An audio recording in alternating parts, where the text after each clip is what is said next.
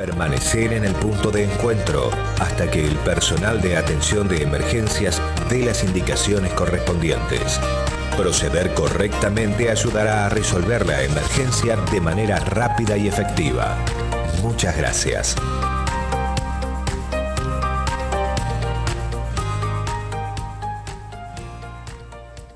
Ahora sí, muy buenas noches. En nombre de Fundación Atilra, le damos la bienvenida al auditorio del Centro Educativo Tecnológico y les agradecemos la presencia de todos ustedes en este lugar. Continuando con el ciclo de conferencias abiertas, edición 2017, hoy tendremos como propuesta una conferencia sobre agrotóxicos, respondiendo a la pregunta, ¿agroquímicos o agrotóxicos? Una discusión desde el campo de la salud. Contando con la presencia de nuestra disertante, la doctora Giselle Fatore, médica epidemióloga, parte del Consejo de Investigación de la Agencia de Control de Cáncer de Santa Fe y la coordinación especial del doctor Miguel Muñoz, médico oncólogo clínico, jefe del Servicio de Oncología de Hospil y Clínica Atilra 10 de septiembre, quienes nos informan sobre usos de agroquímicos en Santa Fe, Argentina, efectos sobre la salud, regulación del uso de agroquímicos y poblaciones expuestas, temas muy importantes para nuestra región y nuestra población. Recibimos con un cálido aplauso a la doctora Giselle Fatore y al doctor Miguel Muñoz. Gracias. Fíjate. ¿Anda esto? Sí. ¿Anda? Sí. ¿Se escucha? Sí. Gracias, Javier. Muy amable. Hola. por Sí, se escucha bien. Doctora. Bueno, buenas noches. Bueno, gracias. Lleno casi completo.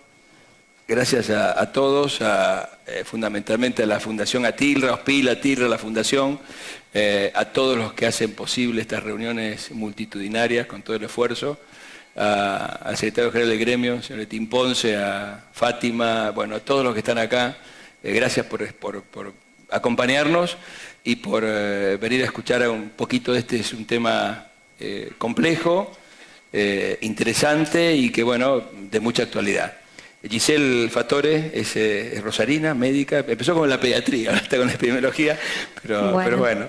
Y la idea es que la estructura de la charla, la doctora va a hacer una puesta al día de algunas cuestiones que tienen que ver con los agrotóxicos agroquímicos y después va a haber una serie de preguntas que van a poder hacer. Nos interesan muchísimo las dudas que tengan, las inquietudes que tengan, para poder, en base a eso, aclarar algunas cositas. Así que, bueno, Giselle. Bueno, me presento, soy, como dice Miguel, médica pediatra y en los últimos, a partir del 2007 empecé a estudiar epidemiología porque, me interesa un poco por la salud poblacional. Y empecé mi formación en Rosario, pero después estudié en Brasil, donde me formé en salud pública con orientación en epidemiología. Y desde que volví estoy trabajando en Buenos Aires, en la Universidad de Lanús. Y este año me convocó Gabriela Quintanilla para participar del Consejo de Investigación de la Agencia del Cáncer, que se creó hace poquito, en febrero, ante la problemática esta del cáncer, que es muy... es un problema importante de salud pública, es la segunda causa de muerte y la primera causa para algunos grupos poblacionales. Y es un evento muy complejo porque no hay una causa única, hay muchos tipos de cánceres y muchas causas. Entonces, la idea de estudiar agrotóxicos, que es, básicamente lo que nosotros hicimos un recorte sobre glifosato, es a partir de la demanda de la población y digamos que puso el tema... ¿Ahí se escucha mejor? Claro. Que, digamos, pone el tema en la agenda pública. Entonces, eso yo creo que es algo muy valioso porque hay cosas que realmente se empiezan a estudiar o se empiezan a tomar medidas porque la preocupación de la gente ante el uso intensivo que se hace sobre esas sustancias genera políticas y investigaciones y regulaciones que a lo mejor antes no existían. Entonces, bueno, el tema era estudiar un poco, tomar primero un posicionamiento a partir de estudiar qué es lo que hay, de cómo se estudia, de cómo se regula, para, bueno, dar un primer posicionamiento desde la agencia. Y bueno, eso fue lo que hicimos, y traje algunas cosas porque el tema es muy complejo, muy largo, pero bueno, algunas cosas que me interesaba, me parece que es importante para ustedes. Yo mientras Giselle llega, hay una cuestión fundamental que Giselle es médica, como yo, médica pediatra, ella en las primeras etapas de la vida, las etapas formativas, donde la prevención es fundamental. Los pediatras, si algo manejan muy bien los pediatras, es la prevención, las vacunas, etcétera, etcétera. Nosotros los médicos, yo soy internista y oncólogo, pero y hay una cuestión que tiene que ver con esto, que en medicina uno tiene la sensación de que si no tiene grandes estructuras, grandes aparatos, no se puede investigar. Y en realidad no es así, y en realidad la investigación parte de la premisa de la observación. El hombre ha sobrevivido a todo, casi todo, esperemos que sobreviva el hombre, porque ha sabido observar. Si no, no estaríamos sobre la faz de la Tierra.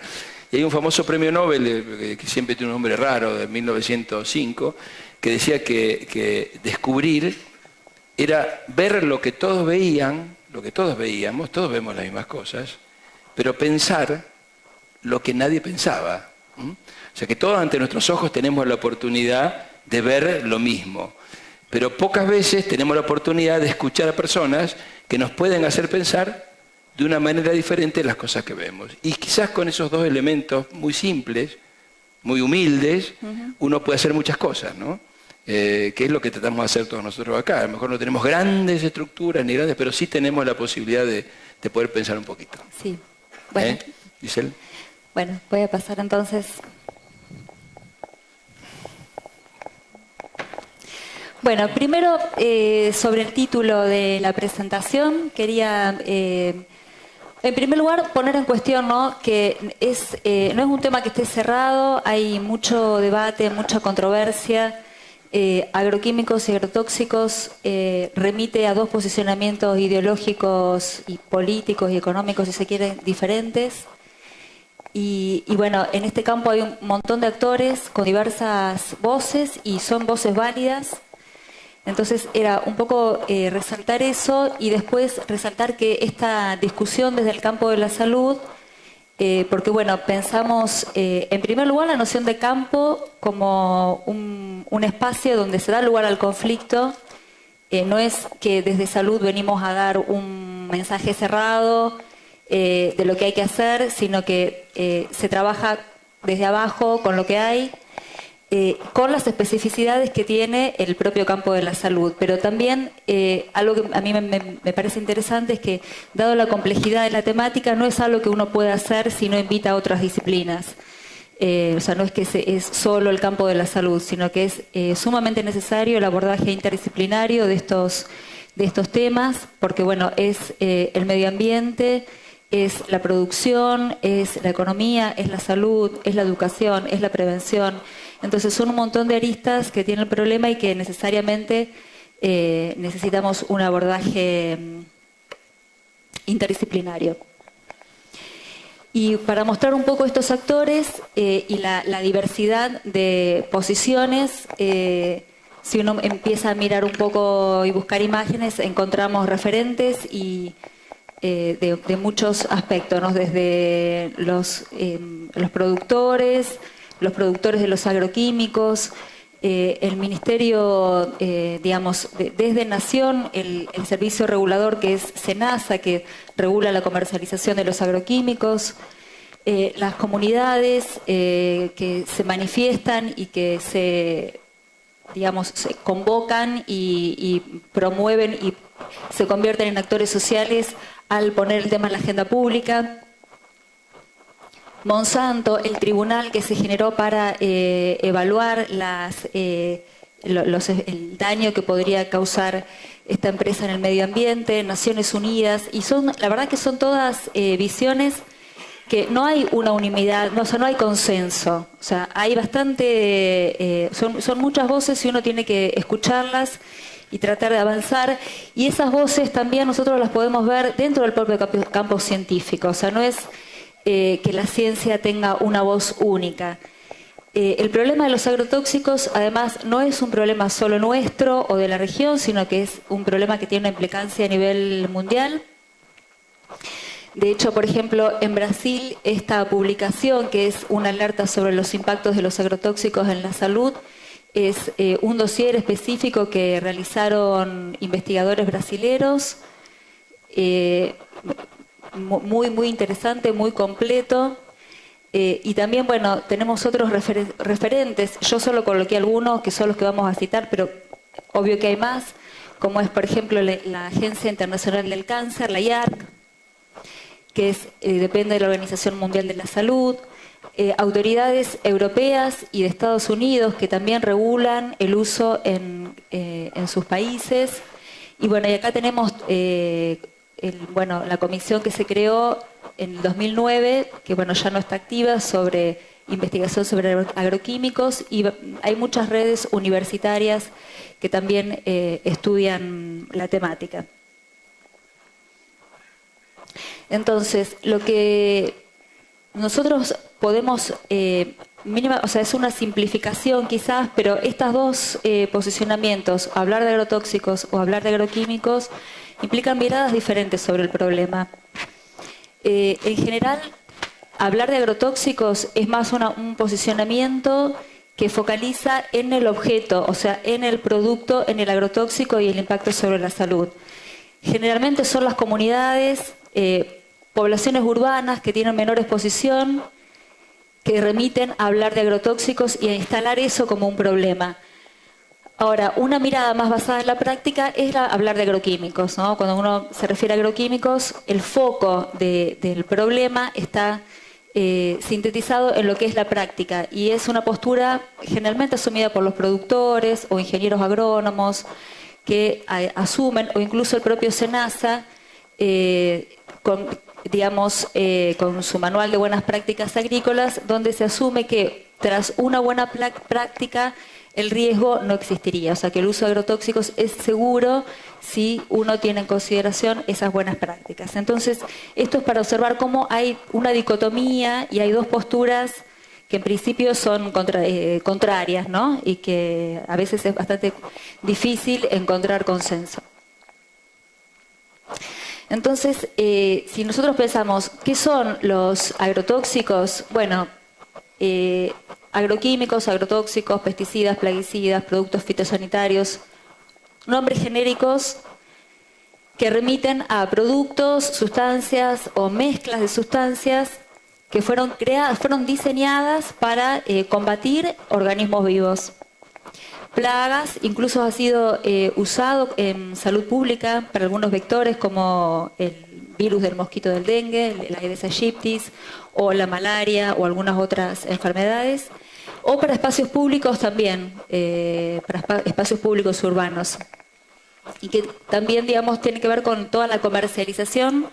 Implica no solo a ese producto, sino que interfieren en la producción o todo es su ciclo vital de producción y comercialización. Ahora, algunas cosas que a mí me interesaba destacar, este uso que no es solo, que es principalmente de la agricultura, pero que se extiende a otras áreas, pero que estos pesticidas no son solo el ingrediente activo, sino que también incluyen otras sustancias que son portadoras, coadyuvantes o solventes, que en realidad intentan mejorar la absorción, pero lo que hacen en general no son inertes. Algunos son hasta más riesgosos para la salud que el propio principio activo, como puede ocurrir, por ejemplo, con el glifosato y el principio POEA, que el nombre científico no lo recuerdo bien, pero la sigla es POEA, y esas formulaciones son más tóxicas que el producto solo. Entonces, esto es un problema a la hora de evaluar la toxicidad de estos productos, porque ese efecto sinérgico es muy difícil de medir. O sea, y el efecto sinérgico implica a veces más que la suma de los efectos por separado. Entonces, más que la suma, o sea, es muchísimo más el riesgo por tener los dos compuestos que tener uno solo.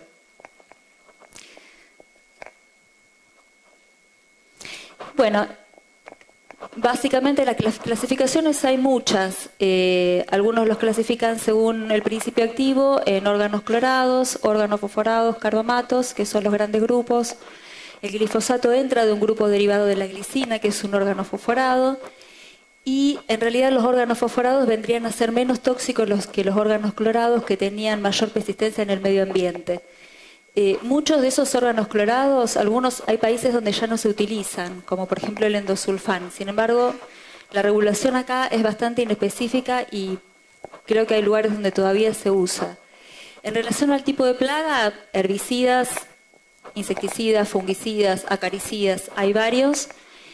Y me interesaba básicamente posicionarme sobre estos que son los efectos sobre la salud humana y cómo se clasifican al respecto.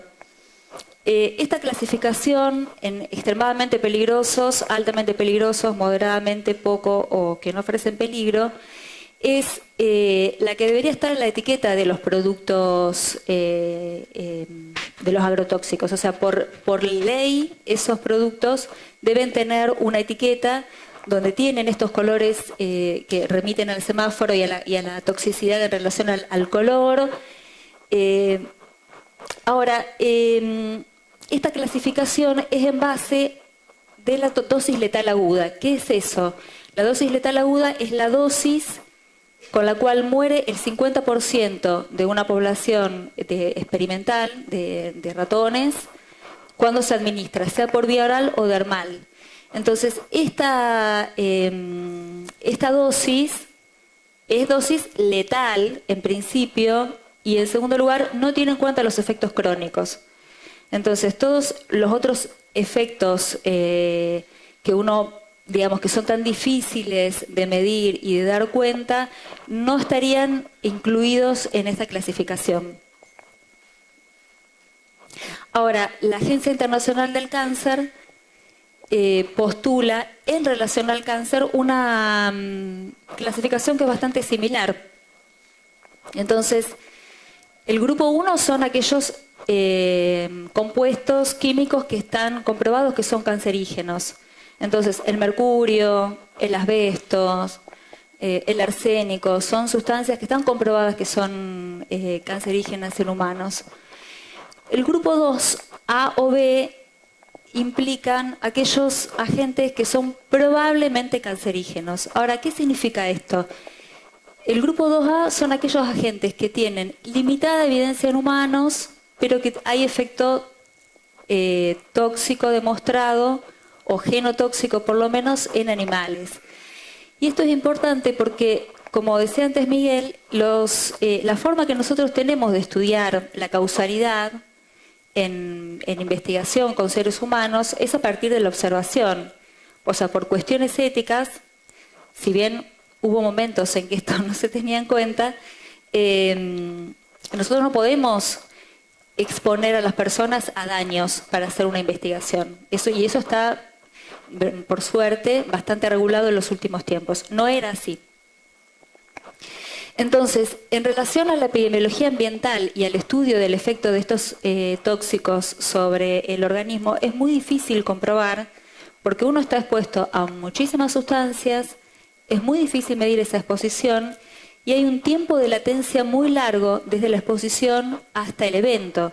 Entonces, si uno mira una intoxicación aguda y queremos ver el efecto sobre el sistema nervioso o sobre la piel o lo que sea, es fácil porque uno puede establecer ese nexo causal. Ahora, dentro de la epidemiología ambiental hay muchas limitaciones que tienen que ver con la propia especificidad del campo, que no se da en otras áreas de la medicina. Si yo quiero estudiar tabaquismo y cáncer de pulmón, uno puede indagar cuánto fumó, cómo fumó, recuperarlo de alguna encuesta. Ahora, en relación a estos tóxicos, es mucho más difusa la exposición, entonces es más difícil de que uno pueda capturarla. Eso hace que muchos estudios observacionales no se consiga dar cuenta de ese efecto cancerígeno. Pero sí se puede, y bueno, muchos tienen sesgos, o sea, tienen errores y tienen cuestiones metodológicas que hace que por ahí muchas veces los resultados no sean válidos. Ahora, los que sí se tiene en cuenta es el efecto de los animales de experimentación, porque lo que uno puede estudiar en no solo animales, a veces también en células humanas, es los efectos genotóxicos, o sea, o ver si ese efecto que opera en el animal de experimentación es un efecto que puede ocurrir en el ser humano. Entonces, cuando eso se comprueba, uno puede decir que la evidencia sobre animales de experimentación es suficiente como para decir que es cancerígeno, que esto fue lo que ocurrió con el glifosato. Ahora, el grupo 3 es el no clasificable como cancerígeno. Esto significa que no significa que el elemento no sea cancerígeno, sino que con la evidencia que hoy disponemos no podemos decir que lo sea. Y esto ocurrió con el glifosato porque estaba clasificado como grupo 3 por organismos internacionales y fue a partir del 2015 donde cambia porque hubo más evidencia, hubo otros estudios que se fueron sumando y cambió la clasificación. Y el grupo 4 son aquellos que se ha demostrado que no producen cáncer. Bueno, entonces, esto, ¿por qué se da ahora en Argentina? Porque en los últimos años hubo un cambio en la modalidad de cultivo de suelo por la expansión del agronegocio y eso llevó al uso de paquetes tecnológicos.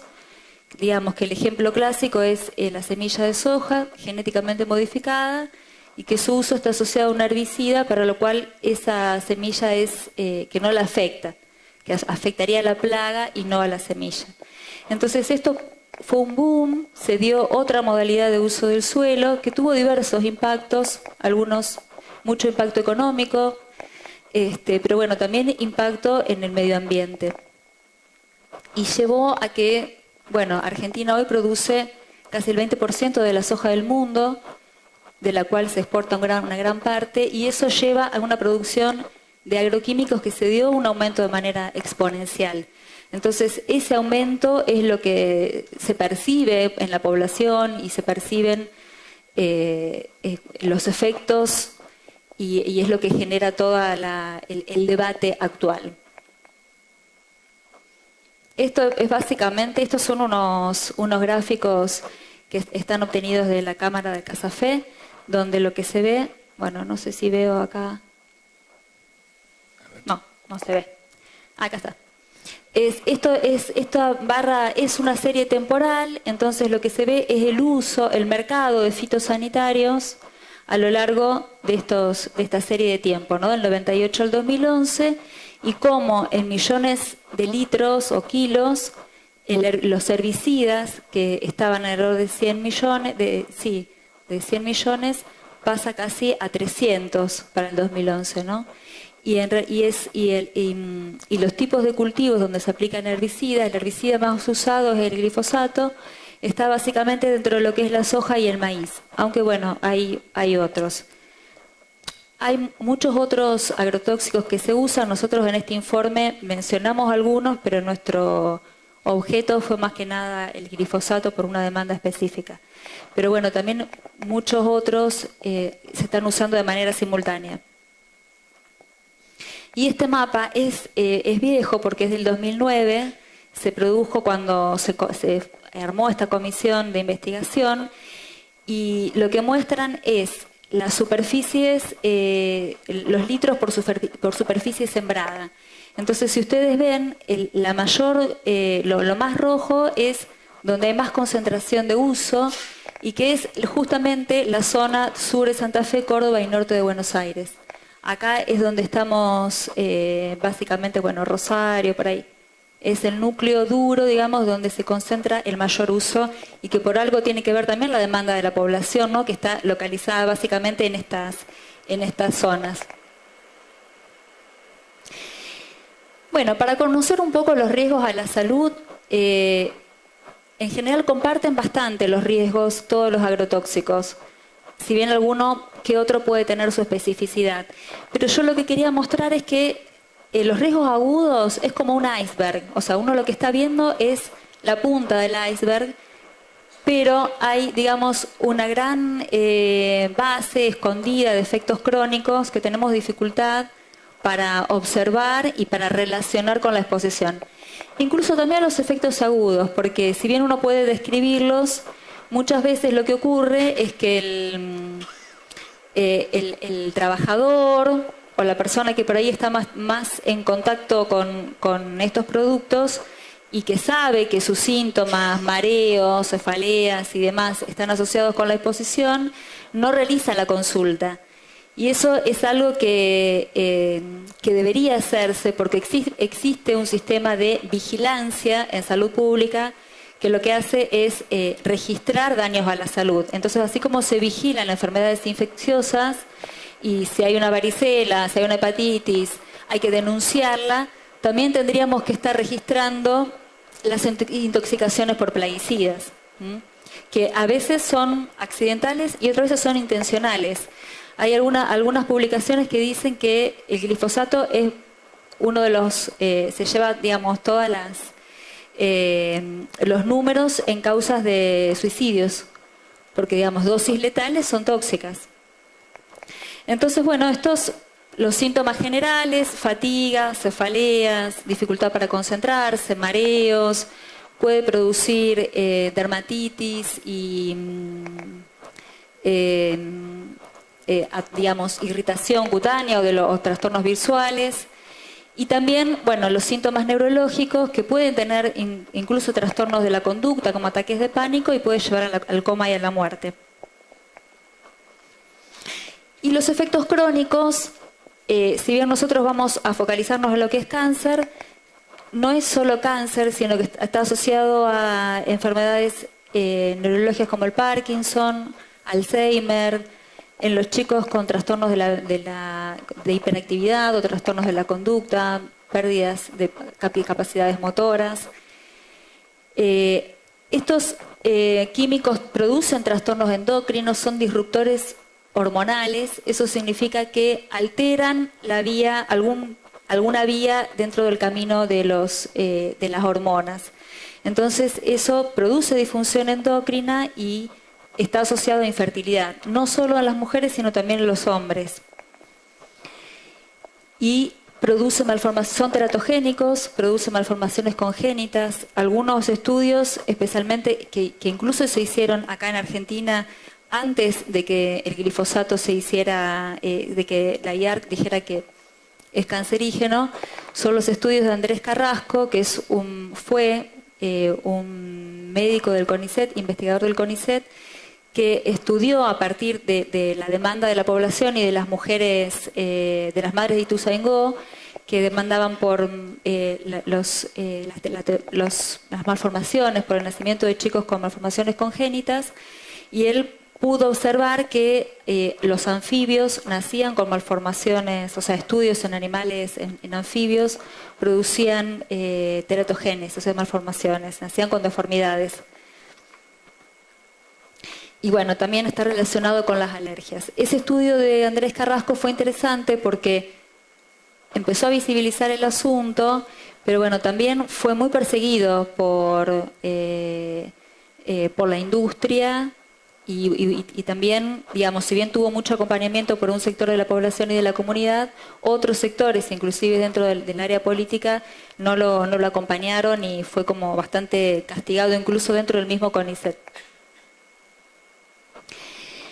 Bueno, entonces, para focalizarnos un poco más en lo que es cáncer, bueno, lo que yo les contaba, la IARC publica de manera periódica monografías donde revisa el estado del arte, o sea, qué es lo que hay publicado, producido, estudiado en relación a algunos agentes. Y en el año 2015 entró en revisión el glifosato. Lo que ellos encontraron, o sea, revisaron una gran cantidad de estudios observacionales. Muchos de estos estudios están hechos en países en Europa, en Estados Unidos y en Canadá. No hay ningún estudio latinoamericano, o sea, con los usos nuestros, sino con usos que uno podría decir son más regulados. Y los estudios en humanos encontraron cierta asociación para linfomas y mielomas. Y sí encontraron evidencia de genotoxicidad, de algún proceso que produce alteraciones en los cromosomas en animales de experimentación. Entonces, esa alteración cromosómica puede hacer que ese daño en el cromosoma, que la célula se malignice. Entonces, ante esa evidencia, la IARC lo considera suficiente como para decir que se trata de un agente cancerígeno. Obviamente esto despertó un debate, además de, digamos, muy importante en todo el mundo, también generó mucha presión y mucha persecución, desacreditación a lo que fue a los investigadores de la IARC. También, digamos, en su momento salieron otros investigadores a darle respaldo porque fue una crítica feroz del trabajo de un organismo que depende de la Organización Mundial de la Salud y que es el organismo de referencia. O sea, nosotros oficialmente asumimos que es el organismo al cual tenemos que reconocer la actividad que hace. Bueno, pero esto, digamos, otros organismos no analizaron la misma evidencia de la misma manera. Así, por ejemplo, la Agencia de Protección Ambiental de Estados Unidos, si bien no sustenta los efectos cancerígenos, deja entrever algunos resultados contradictorios en relación a la asociación entre el glifosato y el linfoma, y se observan, o sea, en el propio informe que ellos hacen se ven que hay disidencias, o sea, que algunos de los investigadores estaban en desacuerdo de que no era tan así. Y después está la Autoridad Europea de Seguridad Alimentaria, que para ellos en su evaluación dicen que el glifosato no es cancerígeno, y lo que hacen es evaluaciones de riesgo en relación a los... ellos estudian para los niveles admitidos, usados en condiciones reguladas de agrotóxicos, es estudiar cuál es el impacto que tendría sobre la salud. Y en función de eso estiman límites permitidos. Entonces, en su evaluación de riesgos establecen algunos valores que también fueron cambiando a lo largo del tiempo, donde establecen que a unos determinados valores no habría riesgo de carcinogenicidad. Eso también es bastante controvertido porque lo que nosotros sabemos, primero que esos están producidos no sería extrapolable a nuestra población, pero todos esos estudios no tienen en cuenta la exposición simultánea que tenemos a la gran cantidad de agrotóxicos. Entonces, es como un poco también para conversar, ¿no? Porque la exposición es múltiple y muchas veces es una exposición acumulada a lo largo del tiempo, no es una exposición única. Entonces, eso. Bueno, y después tenemos posicionamiento de algunos organismos que, si bien hacen revisión de los informes, tienen una postura más desde los derechos. Entonces está el informe de la ONU, que es muy interesante, reconoce la toxicidad del glifosato, no solo para el cáncer, sino para otros productos, y también está preocupado por cómo se realiza la vigilancia de estos eventos en los países en desarrollo, porque justamente nosotros tenemos problemas con nuestro sistema de información para medir la incidencia de eventos adversos, para medir la intoxicación, para medir la exposición. Entonces, y establecen algunos grupos de riesgo, como son especialmente los trabajadores, comunidades rurales, poblaciones indígenas, porque, digamos, todo lo que está por detrás es el derecho a la alimentación, el derecho a poder usar los espacios, el derecho a gozar de un ambiente sano, a no dejarle a nuestros hijos y nuestros nietos un ambiente degradado, sino dejar un ambiente conservado, el derecho a tener acceso a la información y que sea información de calidad. Entonces, es una perspectiva un poco diferente. Y en este sentido también va el Tribunal de Monsanto de La Haya, que es un tribunal, un tribunal internacional compuesto por jueces con trayectoria de diferentes países y que se los consultó ante la situación de la relación entre el glifosato y el cáncer y otros eventos, y ellos lo que hacen es analizar los testimonios de víctimas, de personas que han sufrido cáncer u otras exposiciones, y ese informe concluye que Monsanto se involucró en prácticas que comprometen la salud, el medio ambiente, el acceso a la información, por la persecución que hizo Monsanto sobre algunos investigadores. E incluso dicen que si el crimen de ecocidio, que es sobre la naturaleza, tuviera alguna jurisprudencia internacional, probablemente Monsanto sería juzgado por el crimen de ecocidio. Bueno, y nosotros, hay un montón de producción local sobre el tema. Yo traje solo algunos para no extenderme tanto. Pero bueno, esta comisión de investigación sobre agroquímicos se creó en el año 2009, es de donde mostré el mapita antes, es producto de esa página. Y en realidad ellos, digamos, lo que hace esta comisión es proponer una guía de buenas prácticas agrícolas, que también esa guía está actualizada por el SENASA, y lo que establecen es que con un uso seguro no habría riesgo. Entonces esa guía establecen cómo manipular, o sea, se establecen cómo tienen que ser los etiquetados de los productos, cómo debe ser manipulado, que las personas tienen que usar equipamientos de protección individual, esos equipamientos tienen que ser máscaras, guantes, ropa, botas. Bueno, una serie de cuestiones, o incluso establecen los límites para hacer las fumigaciones, cuándo de la fumigación se puede hacer aérea, en condiciones climáticas que no se pueden hacer. Un montón de cuestiones que son importantes a tener en cuenta. Ahora, también, digamos, es un poco controvertido porque esas buenas prácticas agrícolas nunca se cumplen, o sea, no siempre se cumplen, o es difícil regular cómo es que se está cumpliendo, y hay cuestiones donde uno no tiene que, o sea, siempre hay que considerar que el trabajador no es el culpable, ¿no? Ni es el responsable de usar los equipamientos. Pero a veces esos equipamientos cuando hace mucho calor no se usan, o porque es molesto y no pueden trabajar, o digamos, o no se respetan otros límites seguros. Entonces, esas buenas prácticas puede ser un enunciado bienvenido, pero, digamos, no asegura que eso sea efectivamente cumplido.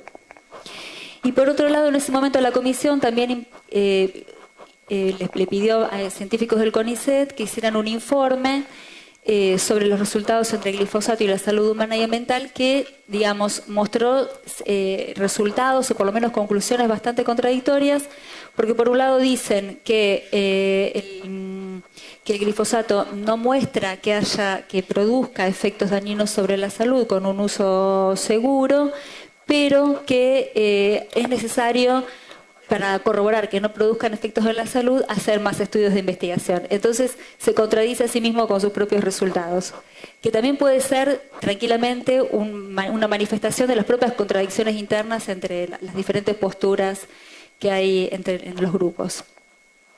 Bueno, y una red, que es la Red Universitaria de Ambiente y Salud, que bueno, surge a partir de los médicos de pueblos fumigados, que también promueven investigaciones científicas al respecto y que apoya a este artículo que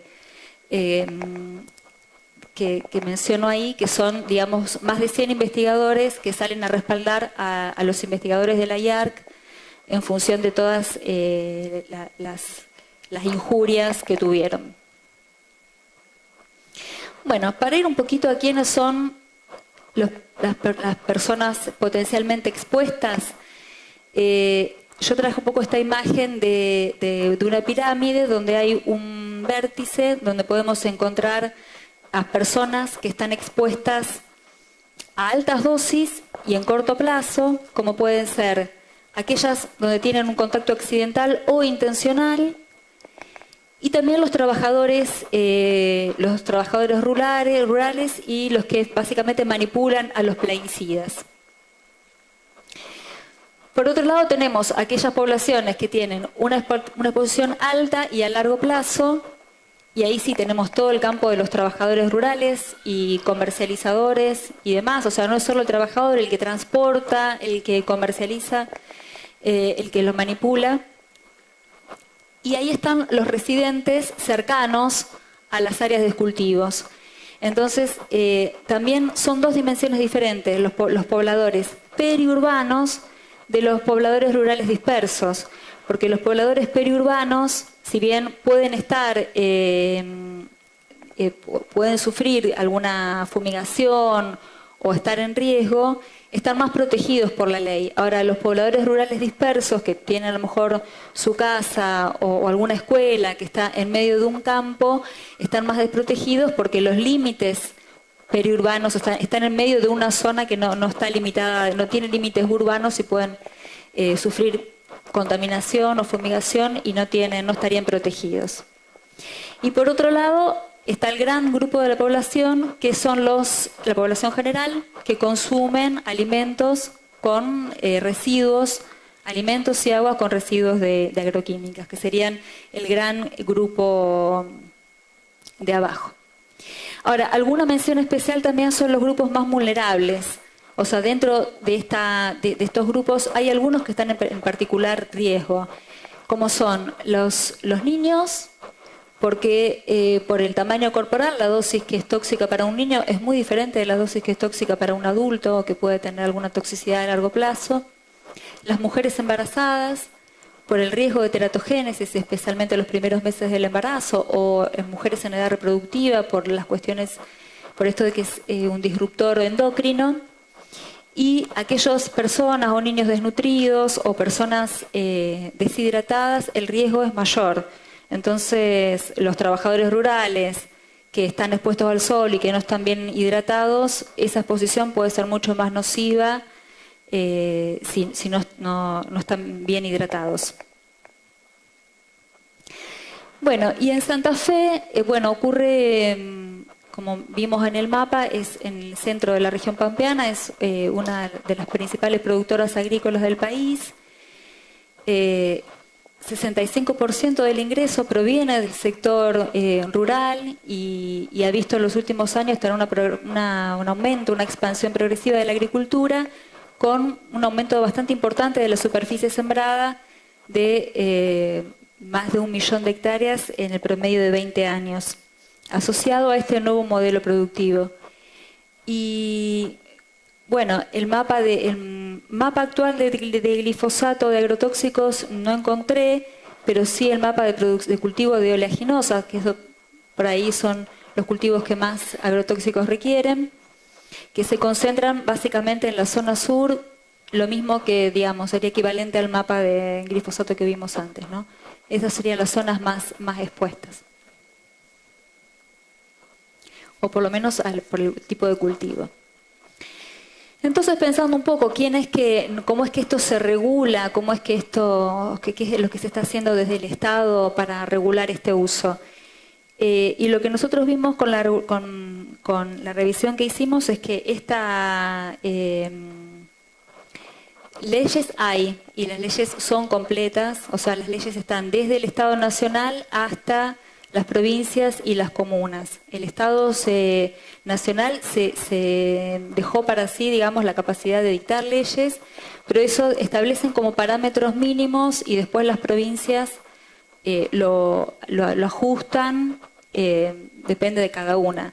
A mí me llamó la atención, por ejemplo, yendo para Córdoba, que se siembra soja en las banquinas. Y esas cosas, eso no está permitido en Santa Fe, por ejemplo. Entonces, esa soja en la banquina implica que hay uso de algún agrotóxico sobre zonas que están lindando por donde circulan los autos. Entonces, esa ley en la provincia de Santa Fe es la ley de productos fitosanitarios, que es completa y donde hay un registro, o sea, donde exige algunas cuestiones, ¿no? Como el registro de todos los actores implicados en la manipulación, un registro de agroaplicadores. Los agroaplicadores deben tener capacitaciones específicas. Están especificadas cuáles son las distancias mínimas permitidas, las obligaciones para los productores, obligaciones incluso para los etiquetados y demás, las características de los locales de almacenamiento y cómo se debe hacer la fiscalización y control. Ahora, lo que esta ley hace es delegar en las comunas y el dictado de las ordenanzas. O sea que los límites entre lo que es urbano y rural para cada comunidad quedan en manos de las comunas. Y eso, si bien está bien, porque bueno, se busca descentralizar, y eso bueno, es parte también de una política de descentralización que se usa en muchos lugares, puede dar lugar a mucha conflictividad y dificultad para construir consensos entre actores que además no son actores anónimos, son actores conocidos. Entonces eso, digamos, ahí nadie podría decir cómo es que, si eso realmente se cumple o se efectiviza en todos los casos. De hecho, lo que se ven es muchas denuncias todo el tiempo, porque hay lugares donde ese control no se está haciendo de manera adecuada y se fumigan escuelas o se fumigan áreas que no deberían estar fumigadas. Entonces ahí volvemos, ese manual de buenas prácticas agrícolas como expresión de deseo está bien, pero efectivamente cómo es que esas buenas prácticas agrícolas se implementan es un tema que es muy heterogéneo, la forma en que se cumple y se da en los diferentes comunas y municipios. Y otra cosa que nosotros percibimos de la ley es que la ley pone mucho énfasis en la cuestión de la aplicación de agroquímicos y cómo serían esas normativas, y en ese sentido comparamos, por ejemplo, con la legislación brasilera, porque bueno, tiene un sistema o una realidad, un contexto muy similar al nuestro en lo que es la producción y la agricultura, y es como que nuestra ley está mucho más especificada, más detallada. Sin embargo, en nuestra ley no hay nada referido a la medición de residuos de agroquímicos en alimentos, que eso sí es algo que Brasil tiene un poco más estipulado, y de hecho es en los países europeos, cuando la EFSA dice los residuos permitidos, ellos miden y tienen los mecanismos para medir agroquímicos. Acá en Argentina están hechos, se encuentran registros en el mercado central de Buenos Aires, el de Río Cuarto y La Plata. Son tres, digamos, mercados donde se hacen algún tipo de control y que el SENASA los publica, y a veces da lugar también a bastante conflictividad porque se encuentran residuos de muchos químicos. Pero eso no se realiza en la provincia de Santa Fe. Entonces eso quizás es un vacío que se pueda mejorar. Bueno, después encontramos algunas problemáticas específicas, ¿no? El incumplimiento de la ley, dónde se ubican las plantas de acopio, cuestiones que demanda la población, ¿no? Como la circulación de máquinas aplicadoras sucias en áreas urbanas. En relación a las poblaciones expuestas, es el trabajador, pero también es su familia, porque el trabajador va a su casa con sus ropas, y sus ropas entran a su domicilio, y el principal contacto es por la vía dermal, o sea, hay contacto dermal por vía digestiva o por vía inhalatoria, pero el contacto dermal es muy importante. Entonces, una vez que se contamina o se contamina el agua, los niños que puedan estar o tocando accidentalmente están expuestos. Entonces, bueno, son como esas problemáticas que surgen además por que uno las ve en publicaciones de diarios y demás, que continuamente están surgiendo esas demandas de la población. Y por otro lado están estas dos posturas, ¿no? Algunos actores ambientalistas, médicos rurales, pobladores, que se sienten amenazados porque están sufriendo exposición o que se siente que están fumigados, escuelas. Y por otro lado, digamos, otras posturas donde abogan por las buenas prácticas agrícolas que, como decíamos antes, son necesarias, es necesario regularlo, pero esas prácticas no siempre se están cumpliendo. Entonces, digamos, esto al interior de cada comunidad son situaciones de conflicto. Esto es nada más para ver, salió publicado esta semana de un diario local, un automovilista que fue rociado por una avioneta transitando por una ruta, la ruta provincial 13 que lo llevaba María Juana. Entonces, la fumigación o sea, estos límites no siempre son cumplidos, y esto lo estamos viendo todo el tiempo. Bueno, y por otro lado, Las poblaciones rurales están expuestas a múltiples agroquímicos, solo el glifosato, son muchos tóxicos que se están usando y esos efectos sinérgicos no están siendo evaluados, es muy difícil de evaluarlos, pero pueden haber sinergismo. Entonces, estos estudios generalmente no están evaluando ni los impactos indirectos, sinérgicos, acumulativos, y también hay problemas con las cuestiones de la notificación, porque hay mucha subnotificación, incluso de los casos agudos, que eso, digamos,